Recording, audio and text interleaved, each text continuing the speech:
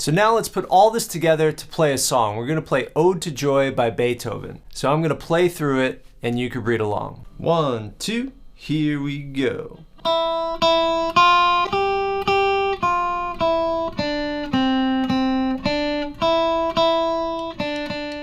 Hey everybody, Gary here with Guitar Tricks, and in this video we're going to go over the basics of reading traditional staff notation. So when people ask, do you read music? This is usually what they're talking about. So we're going to go over the basic elements of that, and then I'm going to compare traditional staff notation with tablature. Before we get into the lesson, please go ahead and help Guitar Tricks reach the milestone of 100,000 subscribers by clicking that subscribe button, and if you want to be notified of all the latest and greatest content, please also tap that bell.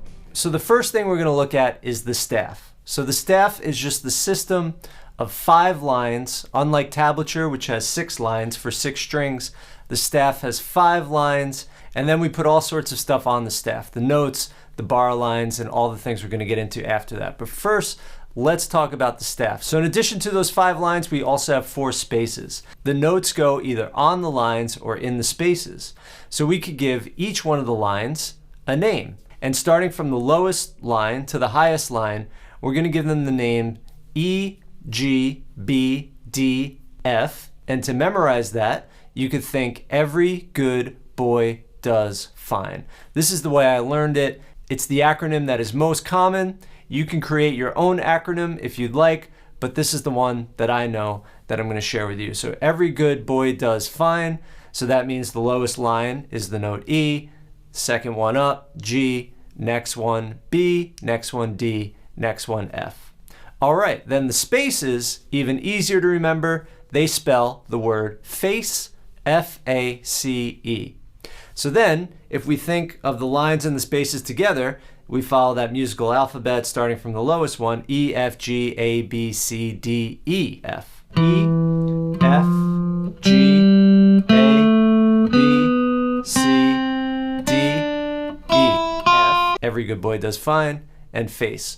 Now, on guitar, we sometimes add lines above the staff and below the staff. For instance, the lowest note on the guitar, E. Now let's look at some more E's. Then I have this E, which is on the first line. Then I have this E, like in face, the last space. But then, if I want to do this E, I have another ledger line. All right, so that's the staff. So those notes on those lines and those spaces isn't the case with all staffs. That is the case when we're in treble clef.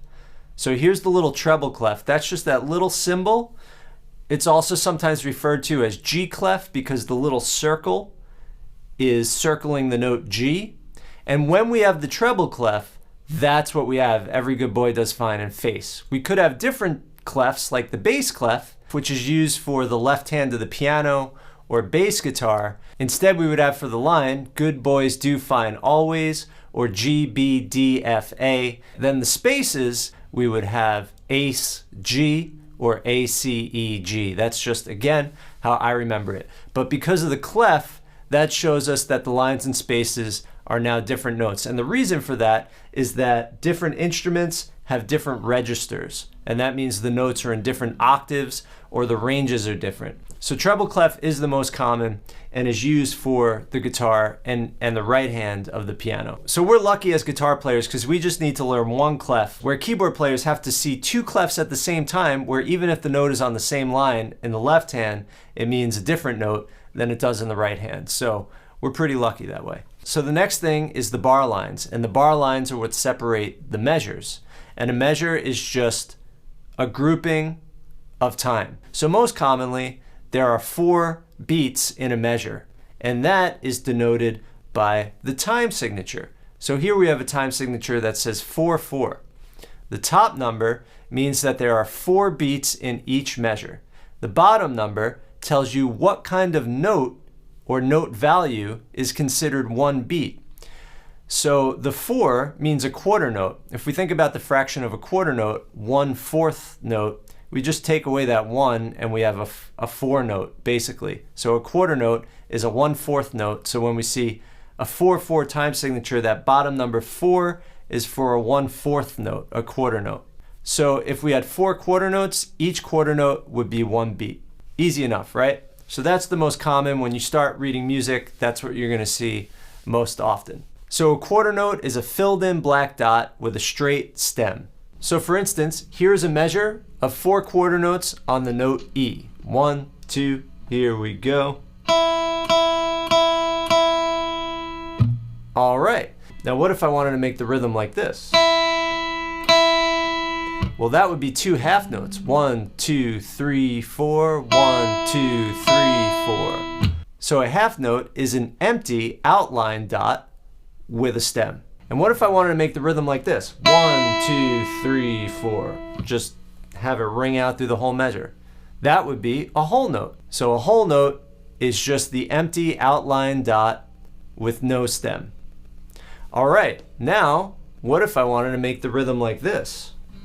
1, 2, 3, 4. Well, there we had 2 notes per beat. 1, 2, 3, 4. Every time I made a count, I played 2 notes. So that's where we divide the measure into 8. And so now we have 1/8 notes. And those, if we drew them separately, would be a filled in black dot with the line and a flag, 1 flag. We could actually put them together and connect their flags. And this is just helpful as seeing them as a grouping within 1 beat. Now what if I wanted to play 4 notes per beat, like this? 1, 2, 3, 4. 1, 2, 3, 4. 1, 2, 3, 4. Those would be 16th notes because there's going to be 16 in the space of 4 beats. Right? And there's going to be 4 of them in the space of 1 beat. A 16th note has a solid dot with 2 flags. And just like the 1/8 notes, we can connect the flags. And in a grouping of 1 beat, we can connect 4 of them. And there we have our grouping of 1 beat worth of 16th notes. Cool? So you could kind of see it as a pyramid. A rhythm pyramid. Here's what the rhythm pyramid looks like. At the top, we have the whole note, 1, 2, 3, 4, then the half note, 2, 3, 4, quarter note, 1/8 note, 16th note. Now there are things other than that. There's triplets, there's swing feel, there's some things in between, but this is just kind of the basics of rhythmic note values. And then when you're listening to music, transcribing music, reading music, you're seeing different combinations of these different rhythmic values with different notes. And generally, anything you listen to can be notated. Some things are harder than others. A lot of times, notating something is not an exact science, especially in music like blues and jazz, where it's just sometimes goes in and out of the beat, and the notes just bend up halfway, and it could get really hard to make it perfect on the page, which is why a lot of times when we play a transcription, let's say, on the internet in Guitar Pro or Ultimate Guitar or something, it sounds very mechanical and not so human because you could only notate it to an extent, and then there's that human interpretation element. And great classical musicians or jazz musicians or any musicians that read music will bring some of that humanity back into the page. Now, if we want to notate a chord or 2 notes played at the same time, we just stack them up. So let's say, for instance, we wanted to notate a little C triad right here. As you can see, we've got the note E, the note C, and the note G. And they're stacked on top of each other. Now, another thing about reading a score which is important is repeat signs, double bar lines, and codas. So a double bar line just means you've reached the end of a section. It could be the end of the piece. It could just be the end of one section of the music. The repeat sign means go back to some starting point. So there might be a start repeat, and it just means wherever that section started, you're just going to go back to that. The coda could mean to go back to another part in the music where you see that same coda sign. Another thing you'll see with music is notes tied together. So we can use these little ties to connect notes. So for instance, let's say I wanted to play this rhythm. 1, 2, 3, 4. 1, 2, the rhythm there is quarter note, 2 eighth notes, right? So quarter note, 2 eighth notes, and then I'm gonna tie that to a quarter note on beat 3, and then a new note on beat 4. So 1, 2, and 3, 4. 1, 2, and 3, 4. So the end of 2 was tied to the quarter note on beat 3. Those became connected, and then there was beat 4. So this is another thing that is super common in almost every piece of music, is going to be these ties. So you have to see, anytime there's a tie, see it as one single note value that's connected. Now, in addition to that, you'll see other words on scores a lot of times which indicate your volume level. If you see pianissimo, that means play really soft. So these are Italian words, and they go from really soft to really loud. You might also see crescendo, which means start soft and get loud as you go along. So there's all sorts of articulation markings that go along with the score to let the person performing the music know exactly how to interpret the notes on the page. So now let's put all this together to play a song. We're going to play Ode to Joy by Beethoven. So I'm going to play through it and you can read along. 1, 2, here we go.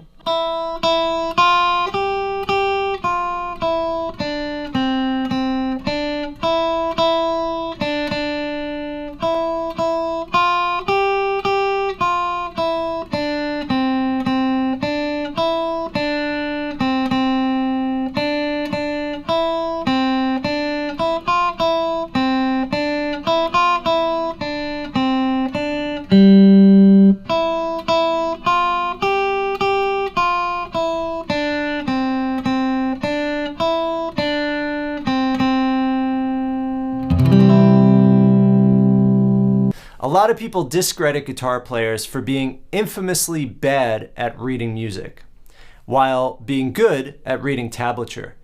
And to me, this is kind of unfair, because the thing about reading music is you can play the same note, let's say just that E that we've been playing, this E right here.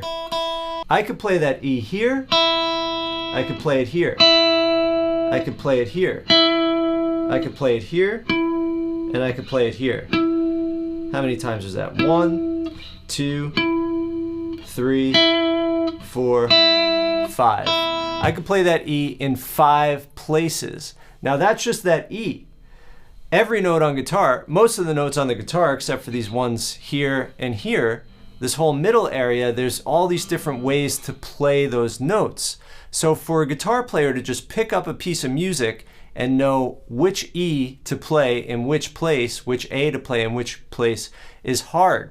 So even hundreds and hundreds of years ago, ancient lute music, the lute, a predecessor of the guitar, was written using tablature. So tablature is an ancient system, and it makes sense for instruments like the guitar. So a lot of times, the major shortcoming of tablature is typically it doesn't tell you the rhythm or the articulation of how to play something. You do see a lot of times the staff on top with the tablature on the bottom, and that's really helpful for players because then they could see the complete rhythm on top using traditional staff notation with the tablature markings on the bottom. So it's good to learn how to read music, but that doesn't mean you should give up on tab. Tab has its value for this specific reason. It tells you exactly where on the guitar to play a given note or a given passage. The other thing is that for most guitar players, learning how to read staff notation is irrelevant to their goals.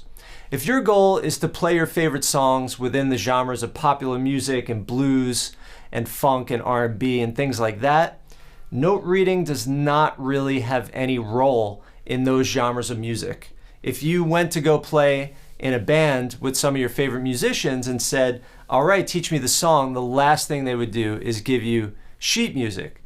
They would probably just play it for you, and you would have to figure it out by ear. So if you're wondering what skill set should you learn as someone that's interested in learning popular music, not classical music, not jazz, I would say spend as much time as possible learning by ear, and then don't be afraid to use tab to jump right into the songs you want to learn right away because you'll be able to decode that tab instantly, whereas learning how to be fluent with staff notation is going to take you a long time. Jazz guitarists also learn how to read, but jazz guitarists will also tell you that the ear is the most important.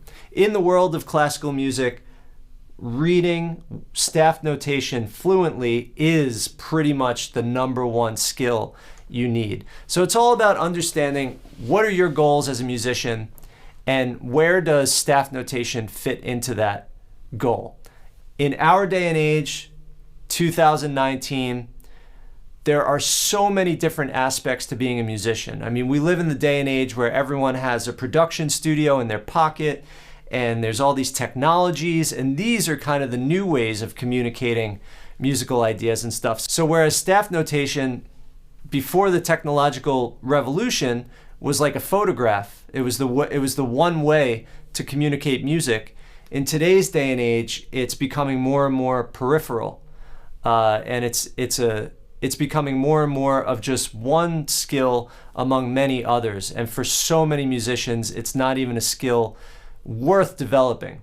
So I'm just being very honest about that. Me, professionally, when I play in groups and stuff, I never use staff notation. It just doesn't come up. In the cover band I play in, learn these 36 songs, I get MP3s and I figure it out using the MP3s. I'll listen to it, I'll figure it out. If there's something I need help with, I'll look at tab, I'll look at video lessons, I'll take little notes, but that's works for me. Notation would never be relevant for me.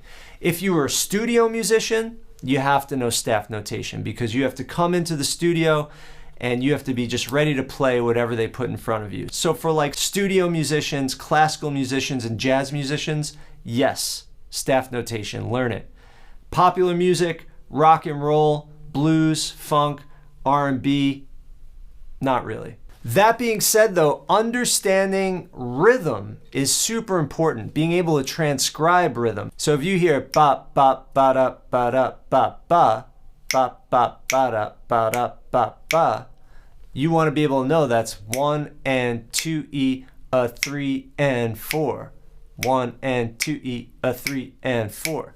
So in my head, I've got that rhythmic grid that's split up into these subdivisions. Now that is not reading notation per se, but that's understanding rhythmic value. And that is worth developing because that's going to improve your internal sense of time and your ability to understand rhythmic phrases. All right, everybody, I hope that was helpful. For any musician, learning a little bit about note reading can go a long way. So even if you're not looking to be some sort of professional classical musician, just dabbling in this stuff, grabbing a beginner notation book, going to guitartricks.com and checking out some of their classical lessons or note reading lessons will be good for you. I hope you had fun with this one. Happy playing, and I'll see you in the next lesson.